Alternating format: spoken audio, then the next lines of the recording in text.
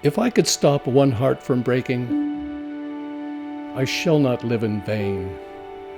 If I could help one life ease the aching, or cool one pain, or help one lonely person into happiness again, I shall not live in vain.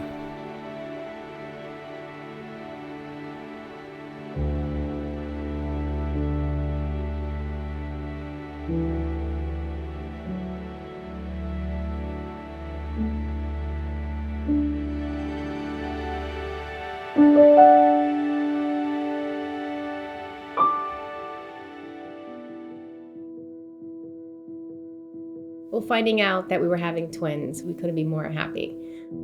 The pregnancy went pretty well up until the last trimester. The girls were born premature, so it was a roller coaster. And Caitlin was not meeting her developmental milestones. Well, she's quite shy. She doesn't make eye contact very often. She's definitely tuned into the fact that she's different. She's aware of that. And when she sees her sisters sitting around at the dinner table, us having a conversation, trying to keep up, I definitely notice the frustration there. She loves having your 100% undivided attention, and when she does not have that, she doesn't know how to regulate her emotions. So you see a lot of behaviors, a lot of acting out. Somehow I came across a service dog website, and I thought, wow, that would be a great idea. To understand the training that goes into these dogs over the course of 2 years is remarkable. They deserve way more credit than they're getting. The journey of the service dog puppy starts right at birth. It's really important for the puppies to get a lot of body handling, meeting a lot of new people, exploring their environment. We like to give them lots of kids' toys to play with, different surfaces for them to walk on, because this is just going to help them as they get older and they start exploring their bigger world. I've never raised a service dog before. Nicholas is the first puppy that I've raised. I'm responsible for basic obedience, house training, socializing, making sure that he's comfortable in public, doing all sorts of things that you wouldn't think about where a family would have to bring him out in public. The number one thing about puppy raising is it is a 24/7 job, but I can absolutely say that you get out of it so much more than you put in.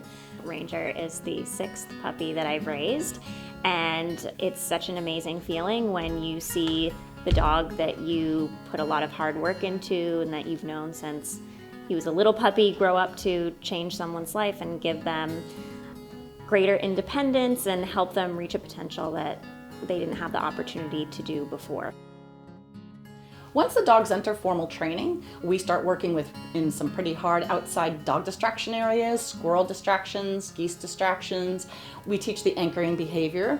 Children with autism have bolting or wandering behaviors, and the service dogs have public access so the children can go back out into their environment and enjoy life with their family again.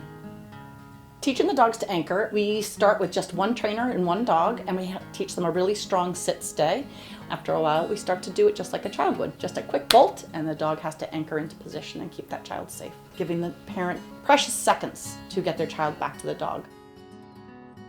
The dogs live in foster families that take the dogs in for 8 months, 10 months, 12 months, whatever it takes while the dog is in formal training. The dogs stay with them overnight and stay with them on weekends. It just seems like the perfect opportunity to bring another dog into the house but not have the demands of a puppy. If you can't take on a dog forever, like if you're in somewhere that's like temporary, it's a really good thing to take on. We always get asked the question, how can you give them up? And it's like your kids. You're meant to nurture them and to love them and to then give them wings to make their mark on the world. So giving this gift to somebody is just amazing. The sights and the sounds of some children are something that An adult can't really teach the dog. The way they run and the way they play, they have a high-pitched voice, they drop Cheez-Its everywhere, and the dogs learn to be comfortable in that kind of environment. So children sometimes are the best teachers. Yeah, that's a camera. Yeah. Yeah, big camera. Yeah. Right. As a teacher, it gives me a platform to teach empathy and understanding. And when I teach that all children are different and that some children need service dogs so that they can access school and they can access a light and happy heart by having a service dog, then I'm teaching empathy to every student that comes through. So that child will never bully someone, will never make someone a victim, because now they have empathy and understanding. Every student in our school community learns that service dogs are to be looked at and not to be petted unless they ask the trainer. They learn to accept service dogs working with children with differences.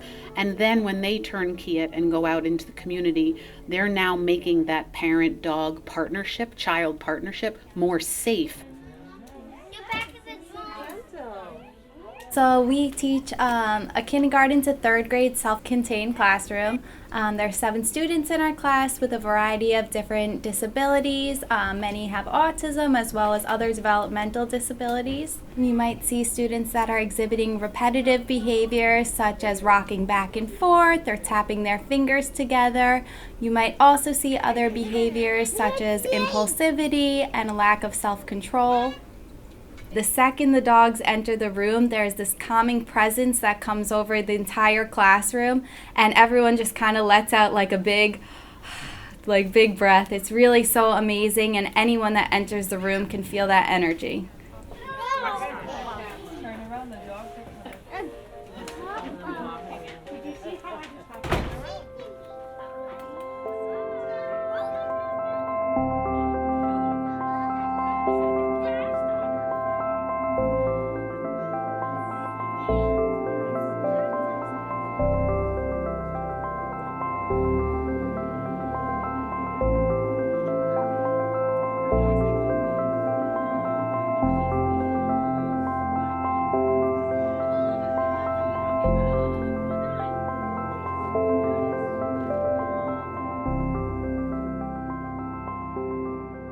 Her confidence has definitely increased. I can see it when they're walking together. I think when she's holding on to Lakota, she feels that stability.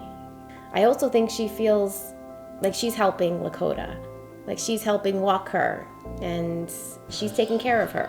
And it's kind of, they're taking care of each other, which is nice. She enjoys the attention of everybody coming to see Lakota and then telling everybody, yes, this is my dog, and then taking the conversation from there. So having her interact with other people that normally wouldn't interact with her, it just, she takes it and runs with it. I remember one day coming to work, and on my answering machine was a dad. And he had called, it was a Sunday night, and he left the message. And the dog was being silly in the house and running around on a very slippery wooden floor. And the family started to laugh. Their child is highly impacted with autism, and she laughed. And he looked over and he realized we are all connected. We are laughing at the same thing. I may never get it again, but I got it now.